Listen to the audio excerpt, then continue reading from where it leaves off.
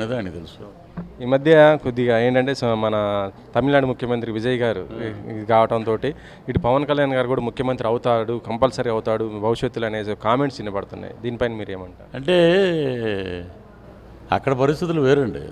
అక్కడ రాజకీయ పరిస్థితులు వేరు. అక్కడ ఏంటంటే ఏఐడిఎంకే డిఎంకే ఇంకొక లేదు, థర్డ్ ఫ్రంట్ లేదు అక్కడ. కరెక్ట్గా ఆ టైంలో ఒక వ్యాక్యూమ్ ఉంది గవర్నమెంట్లో.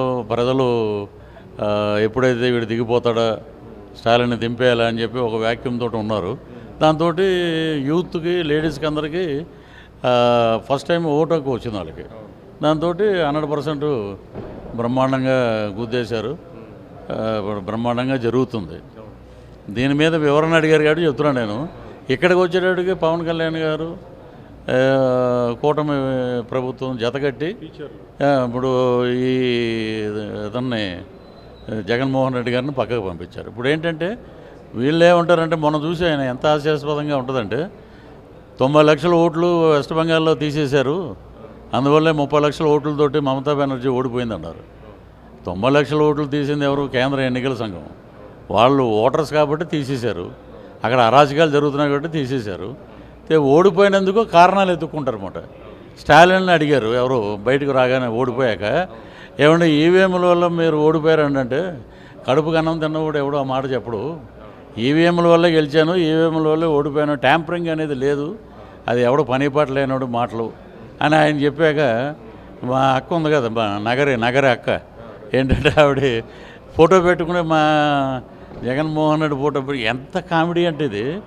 అమ్మ, బీస్ట్ సినిమాలో నేను కూడా చేశాను, అది సోషల్ మీడియాలో బాగా ట్రోల్ అవుతుంది. విజయ్ గారి భుజం మీద చేసి ఉంటుంది స్టిల్లు. అంటే నా ఫోటో పెట్టుకుని ఆయన కూడా వచ్చేసాడు ముఖ్యమంత్రిగా. చెప్పుతో కొడతారండి జనం. ఇది ఏంటంటే ఎప్పుడైతే ప్రభుత్వం మారాలనుకున్నప్పుడు 89%, 90% ఓట్లు పడిపోతుంటాయి. స్ట్రాటజీ అదే.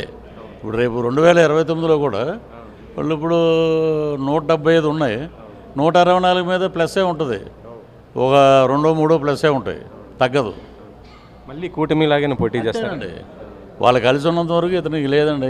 ఎన్ని రకాలుగా నానా రకాలుగా ఏదో ఒక ఎలిగేషన్ పెట్టి కూటమిని బద్దలు కొడతామన్నమాట. వాళ్ళు మీరు ఏం చేసినా కూడా, మీరు కింద పడి దొల్లినా కూడా, ఏం చేసినా జన సైనికులు కానీ ఇట్లా అభిమానులు కానీ కాపు నాయకులు అందరూ కూడా పవన్ గారిని సీఎంగా చూడాలి అని కోరుకుంటున్నారు. చాలా వరకు ఉంది, కానీ మరి అది నెరవేరదా ఈ తర్వాత? కాపు నాయకులు అండి, మేము కాపులు ఎప్పుడు చెప్పుకోవాలి బయట. కాపు నాయకులు, కాపు ఏం చేసిందండి? ఇండస్ట్రీలో ఉండాలి, అన్ని క్యాస్టులు సమానం. గోవిందుడు అందరవాడు, పవన్ కళ్యాణ్ అందరవాడు. ఈ party Janasena is not for కాపులు. ఆయన ఎవరో దాసరాము గారు మాట్లాడతారు, మేము రక్తం పిండేసాం, కత్తులు పెట్టి పొడి చేసుకున్నాం, దార పోసేసాం, మేము నాయకులు. అంటే మీ దగ్గర డబ్బులు ఉన్నాయి ఆ టైంలో, 4-5 వెనకాల కద్దరు షర్ట్లు వేసుకుని 2 కార్లు వేసి తిరిగితే కాపు నాయకులు అయిపోతారు. మరి మేము కూడా తాడేపుడు, మేము పక్కా కాపులే. మేము అలా చెయ్యం. కాపులు ఇప్పుడు ఒక నియోజకవర్గంలో కాపులే ఓట్లు వేయరు. బ్రాహ్మణులు వేయాలి, చౌదరీస్ వేయాలి, రాజులు వేయాలి, రెడ్లు వేయాలి, ఎస్సీ ఎస్టీలు బీసీలు వేయాలి. ఈ జ్ఞానం కూడా తెలియకుండా మా కాపులతో నీకేం పని, మా కాపులతో నీకేం పని అంటే, కాపులు ఏమన్నా నీ దగ్గర ఏమన్నా రాజమౌళి గారు బాహుబలిలో సైన్యమా? వాళ్ళకి 2019లో పవన్ కళ్యాణ్ గారు సీఎంగా నిలబడ్డారు, ఆయనకి గెలిపించేద్దాం, సింగిల్గా నిలబడ్డారన్నారు. 2 చోట్ల ఓడగొట్టారు. మరి అప్పుడేమైపోయారు మీ కాపులంతా?